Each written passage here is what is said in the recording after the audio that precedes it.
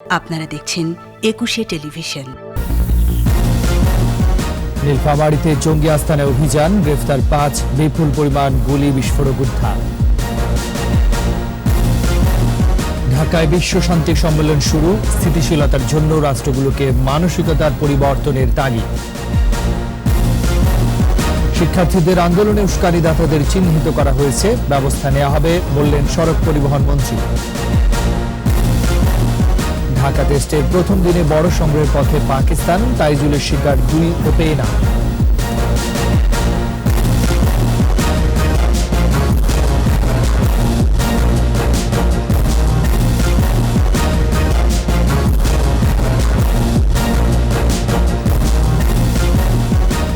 শুনছিলেন first security ইসলামী bank limited সংবাদ শিরোনাম। সবাইকে আমন্ত্রণ জানাচ্ছি দুপুর 2টার 21শে সংবাদে। সাথে আছি আমি রাজিদ জামান। আর দর্শক, ২১শে টেলিভিশনের সংবাদ একই সাথে সরাসরি দেখতে পাবেন আমাদের ফেসবুক পেজ www.facebook.com/2124 অনলাইনে। দর্শক, এছাড়াও সংবাদে আরো থাকছে, যুবলীগের প্রতিষ্ঠাতা শেখ ফজলুল হক মনির জন্মদিন আজ।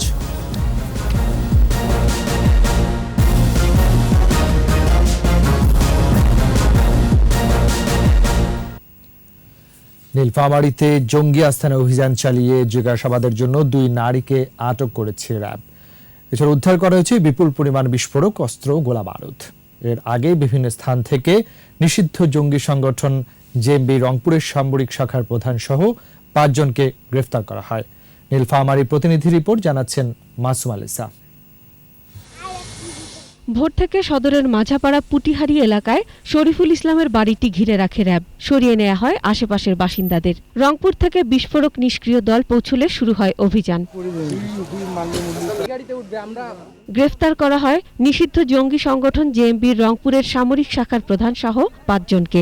জিজ্ঞাসাবাদের জন্য আটক করা হয় শরীফুলের স্ত্রী মিনা ও শাশুড়িকে। পরে ব্রিফিংয়ে র্যাব জানায়, শরীফুল তার বাড়িতে বোমা তৈরি করত। দীর্ঘদিন থেকে জঙ্গি কার্যক্রমের সাথে জড়িত। তবে অভিযানের আগেই সে পালিয়ে যায়। আমরা জানতে পারি আমাদের পিছনে যে বাড়িটি রয়েছে, এই বাড়িতে আপনার বোম সদৃশ বা বোম থাকার সম্ভাবনা রয়েছে। এই সম্পর্কিত তারা আমাদেরকে গুরুত্বপূর্ণ তথ্য দেয় এবং তাদের এই তথ্যের ভিত্তিতেই মূলত আমরা র্যাব গোয়েন্দা শাখা, র্যাব টেরর আভিযানিক দল এবং আমাদের যে বোম স্কোয়াড, স্পেশাল স্কোয়াড, আমরা এখানে অভিযান পরিচালনা করি। এদিকে জঙ্গি কার্যক্রমের সাথে শরীফের সম্পৃক্ততার বিষয়ে হতবাক এলাকাবাসী ও পরিবারের সদস্যরা। আমরা তো জানতাম যে ছেলেটা খুব ভালো, কিন্তু এখন যে সে জঙ্গির সাথে হয়তো জড়িত যদি হয়ে থাকে, তার বিচার হোক, আমরা বিচার চাই। আমাদের ভাগ্নে এত কিছু করেছে, তা আইন যেটা শাস্তি দিবে সেটাও মাথা ব্যথা নিবেন নাকি। 5 ওয়াক্ত নামাজ পড়ে, ফরজগারি ছেলে, সেও কাজ করে, আমরা জানি না। অভিযান শেষে নিষ্ক্রিয় করা হয় উদ্ধার করা বিস্ফোরক। মাসুম আলিসা, ২১শে টেলিভিশন। একদিকে মরণাস্ত্র তৈরি, অন্যদিকে যুদ্ধ বন্ধ করার ছবক। এই দ্বিচারিতায় বিশ্বে কখনোই শান্তি ও স্থিতিশীলতা সম্ভব নয়। সবার আগে প্রয়োজন রাষ্ট্রগুলোর মানসিকতার পরিবর্তন। ঢাকায় 2 দিনের বিশ্ব শান্তি সম্মেলনে এসব কথা বলেছেন সম্মেলনে অংশ নেওয়া বিভিন্ন দেশের প্রতিনিধিরা। রিপোর্টে বাকিরা জানাচ্ছেন মোহাম্মদ নুরুন নবী। ঢাকায় বিশ্ব শান্তির সবচেয়ে বড় আসর, someone who can remind us of the Bengali father of the nation. সম্মেলনে বিভিন্ন দেশের প্রতিনিধিরা বললেন, শান্তি ছাড়া টেকসই উন্নয়ন কখনোই সম্ভব নয়। এখনও 15,000 রাসায়নিক মরণাস্ত্র তাক করা রয়েছে পরাশক্তিদের। এই ভীতিকর পরিবেশ ও পরিস্থিতিতে কতটুকু নিরাপদ এই বিশ্ব, এমন প্রশ্ন উঠে আসে সম্মেলনে। That the nuclear arms are devil weapons that cannot coexist with humanity. 15,000 nuclear weapons, enough to explode the planet many times over. Globally, there is a wide variety of psychological instabilities such as phobias, fear, anxieties. It engages in illegal wars of aggression against Yugoslavia, Afghanistan, Libya, Syria, and elsewhere. And it keeps raising the military budget allotments. Global peace ইন্ডেক্সের উন্নতি হচ্ছে, তবে প্রত্যেক রাষ্ট্র নিজেদের national হ্যাপিনেসের বিষয়ে সিদ্ধান্ত নিতে হবে।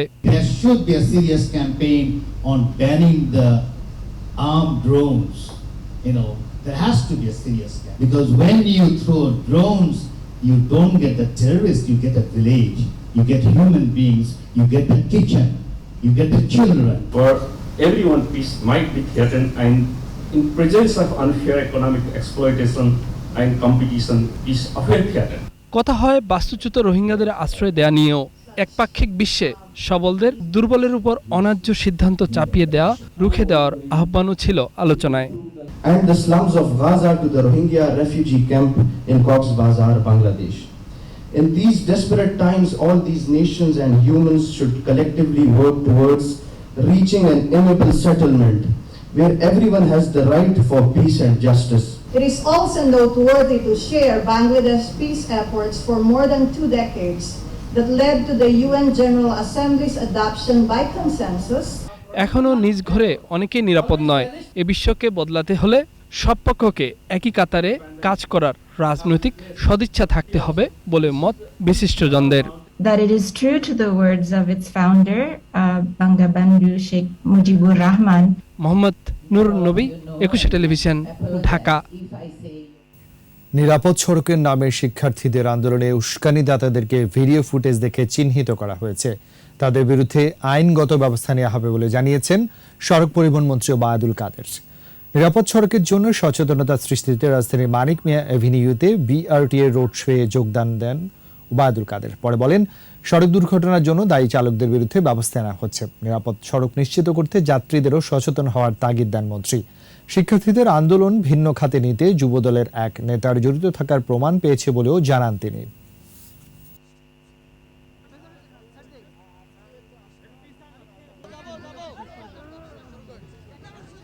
স্কুলের পোশাক পরে এক রাজনৈতিক দলের মহিলা নেত্রী রাস্তায় দাঁড়িয়ে রামপুরা এলাকা ছাত্রদেরকে উস্কানি দিচ্ছে, স্কুলের ছাত্রীদের।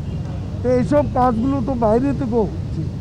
এটা রাজনৈতিক উস্কানিও এখানে আছে, এবার রাজনৈতিকভাবেও এখানে এদেরকে উৎসাহিত করা হচ্ছে। নিচ্ছি সংবাদ বিরতি। যখন ফিরছি তখন অন্যান্য খবরের সঙ্গে আরো থাকবে। পায়রা বন্দর চালু হয়, পাল্টে যাচ্ছে দক্ষিণাঞ্চলের উন্নয়ন চিত্র, চলছে মূল টার্মিনালের নির্মাণ কাজ।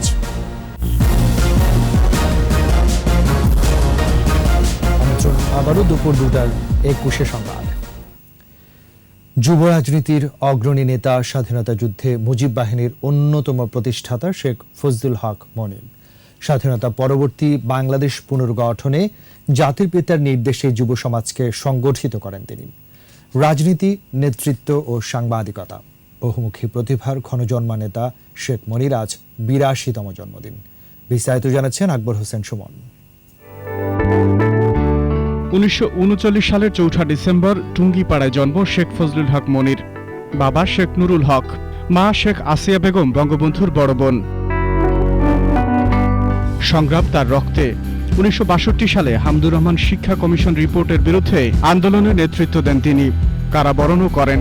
ছাত্রলীগের সাধারণ সম্পাদক শেখ মনি 1964 সালে ঢাকা বিশ্ববিদ্যালয়ের সমাবর্তনে চ্যান্সেলর ও পূর্ব পাকিস্তানের তৎকালীন গভর্নর আব্দুল মুনিম খানের কাছ থেকে সনদ গ্রহণে অস্বীকৃতি জানান। গণবিরোধী শিক্ষানীতির প্রতিবাদে সমাবর্তন বর্জন করে আন্দোলনেও নেতৃত্ব দেন।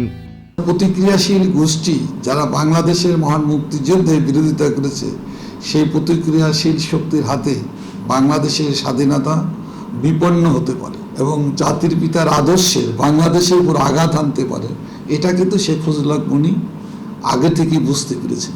তার লেখনী শক্তির মধ্য দিয়ে সজাগ করেছেন, জানাবার চেষ্টা করেছেন। বিশ্ববিদ্যালয় কর্তৃপক্ষ তার ডিগ্রি প্রত্যাহার করে নেয়। 6 দফা আন্দোলনে হুলিয়া মাথায় নিয়ে আন্দোলনের নেতৃত্ব দিয়েছেন। যুবকদের সংগঠিত করে ঝাঁপিয়ে পড়েন মুক্তিযুদ্ধে। মুক্তিযুদ্ধ শেষে দেশ গঠনে জাতির পিতার নির্দেশে যুবকদের সংগঠিত করেন শেখ মনি। বিশেষ করে যুব সমাজকে ঐক্যবদ্ধ করে বাংলাদেশ পুনর্গঠনে এবং জাতির পিতার হাতকে শক্তিশালী করার জন্য তিনি যুব সংগঠন, এই উপমহাদেশের প্রখ্যাত যুব সংগঠন আওয়ামী যুবলীগের সৃষ্টি করেন, প্রতিষ্ঠা করেন দৈনিক বাংলার বাণী, সিনেমা পত্রিকা ও বাংলাদেশ টাইমসের যাত্রাও তার হাত ধরে। দূরদর্শী রাজনীতির পাশাপাশি দক্ষতার সাক্ষ্য রেখেছেন সংবাদপত্রেও। আকবর হোসেন সুমন, 21 টেলিভিশন, ঢাকা। এবার আমাদের বিশেষ আয়োজন সফল বাংলা।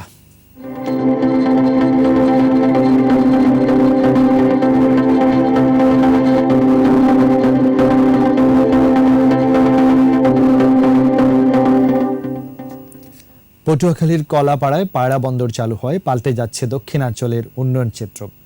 এখন চলছে মূল টার্মিনাল নির্মাণ কাজ। কর্তৃপক্ষ বলছে 2023 সালের মধ্যেই এই কাজ শেষ হবে। পটুয়াখালী প্রতিনিধি মুজাহিদ প্রিন্সের রিপোর্ট, জানাচ্ছেন মাসুম আলিসা। প্রধানমন্ত্রী শেখ হাসিনা 2013 সালের 19 নভেম্বর পায়রা বন্দরের ভিত্তিপ্রস্তর স্থাপন করেন, আর উদ্বোধন করা হয় 2016 সালের 13 আগস্ট। বন্দরে ভিড়ছে দেশ বিদেশের জাহাজ। বন্দরের জন্য এরই মধ্যে কেনা হয়েছে 7টি নৌযান, নির্মাণ করা হয়েছে 1 লক্ষ বর্গফুটের ইয়ার্ড আর 4 লেনের 4.5 কিলোমিটার সড়ক। এখন চলছে রাবনাবাদ নদের মোহনা ঘেঁষা অত্যাধুনিক টার্মিনাল নির্মাণের কাজ। 2023 সালের মধ্যে আমাদের বেসিক কাজগুলো সম্পন্ন হয়ে যাবে। ইতিমধ্যে ফার্স্ট টার্মিনাল প্রকল্পের আওতায় একটি জিওবি অর্থায়নে টার্মিনাল নির্মাণ করা হচ্ছে এবং সেখানে একটি ইয়ার্ড থাকবে, জেটি থাকবে আর জাহাজ ভিড়ার আনুষঙ্গিক সুবিধা থাকবে। ব্যবসায়ীরা বলছেন এই বন্দর পাল্টে দেবে এই অঞ্চলের আর্থসামাজিক চিত্র, আরো গতি আনবে আমদানি রপ্তানি বাণিজ্যে। আরো 4-5 বছর পরে ঢাকার যে অবস্থা, যে উন্নয়নের যে অবস্থা, এই অবস্থানটা এই পায়রা বন্দরকে কেন্দ্র করিয়া এটা হওয়ার সম্ভাবনা বেশি। মানুষ ব্যবসায় অনেক এগিয়ে যাচ্ছে। আগে যে ব্যবসা করতে মানুষ স্বল্প পুঁজিতে করতে পারত, এখন দেখা যাচ্ছে অনেক পুঁজি খাটিয়েও মানুষ ব্যবসা করার জন্য এগিয়ে আসছে। ইপিজেড তৈরি করা এবং নতুন নতুন ব্যবসার সম্ভাবনাকে পায়রা পোর্ট কেন্দ্রিক বেস করে তাদেরকে বিভিন্ন সুযোগ সুবিধা দিলে এই পায়রা পোর্টের সুফল মানুষ ভোগ করা শুরু। এবছরের অক্টোবর পর্যন্ত 160টি মাদার ভেসেল থেকে পণ্য খালাসের মাধ্যমে বন্দর কর্তৃপক্ষ রাজস্ব আয় করেছেন 319 কোটি টাকা। 2016 সাল থেকে পায়রা বন্দরের অপারেশনাল কার্যক্রম সীমিত পরিসরে শুরু হয়। 2016 সাল থেকে এখন পর্যন্ত পায়রা বন্দরে 160টি জাহাজ আগমন করেছে। তা থেকে বাংলাদেশ সরকার 319 কোটি টাকা রাজস্ব আয় করেছে। পায়রা বন্দরের কার্যক্রম পরিপূর্ণভাবে চালু হলে রাজস্ব আয় আরও বাড়বে বলছেন সংশ্লিষ্টরা। মাসুম আলিসা, 21 টেলিভিশন। বিজয়ের মাসে বিশেষ আয়োজন, জনযুদ্ধের মুক্তিযোদ্ধা।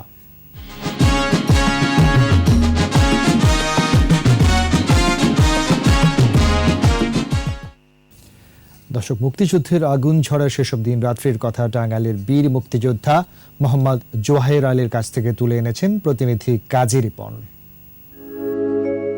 দাম দিয়ে কিনেছি বাংলা। মাকে বললাম যে মা আমি মুক্তিযোদ্ধা যাব। আমার মা বলল যে না, মনের দুঃখে মার কাছে মিথ্যা কথা বললাম যে মা, আমার মাথার চুল বড় হয়ে গেছে, আমি চুল কাটবো। তা মা আমাকে 4 আনা পয়সা দিল। ওই 4 আনা পয়সা নিয়ে আমি ভঞ্জেশ্বর বাজারে আসলাম। খবর পেলাম কাদের ঘির কাছ থেকে দোকানে মুক্তিযোদ্ধা রিক্রুটমেন্ট করতেছে, ট্রেনিং হচ্ছে। উনি আমাকে কাদের সেই কাছে নিয়ে গেল, আর কাদের জায়গার থেকে আমাকে চিনে জানে। পরে কাদের হিসাব বললো যে ওকে ভর্তি করে নেন। পরে আমাকে ভর্তি করে দিল। ট্রেনিং করার পরেই চতুর্দিক দিয়ে যুদ্ধে সরে হল।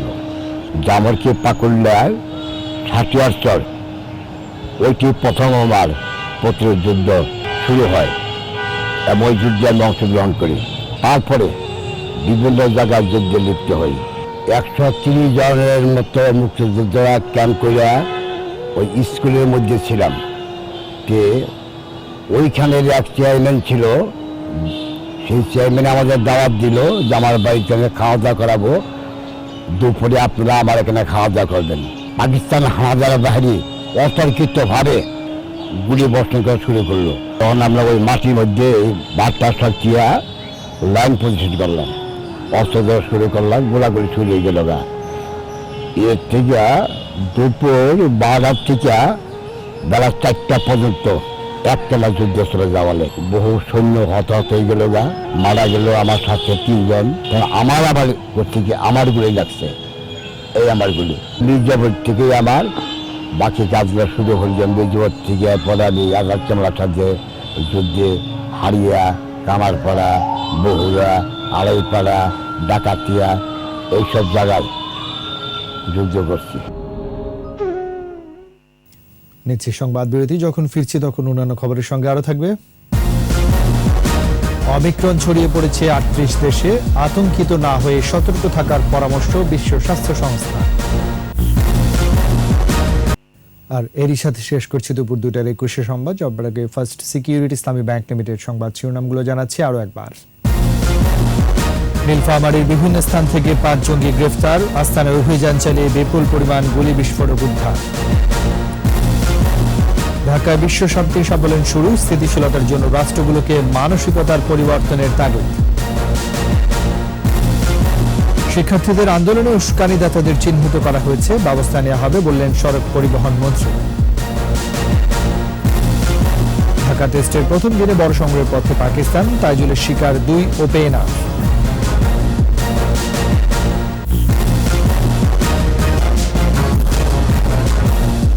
শেষ খবর জানতে ডায়াল করুন 202 নম্বরে ভিজিট করুন 21tv.com ওয়েবসাইটে, এছাড়া ফেসবুকে লগ ইন করতে পারেন facebook.com/2124 অনলাইনে। এতক্ষণ সাথে থাকার জন্য ধন্যবাদ। সন্ধ্যা 6টায় 21 দেশের সংবাদ দেখার আমন্ত্রণ রইল। স্বাস্থ্যবিধি মেনে চলুন, সুস্থ থাকুন আর 21 সাথেই থাকুন।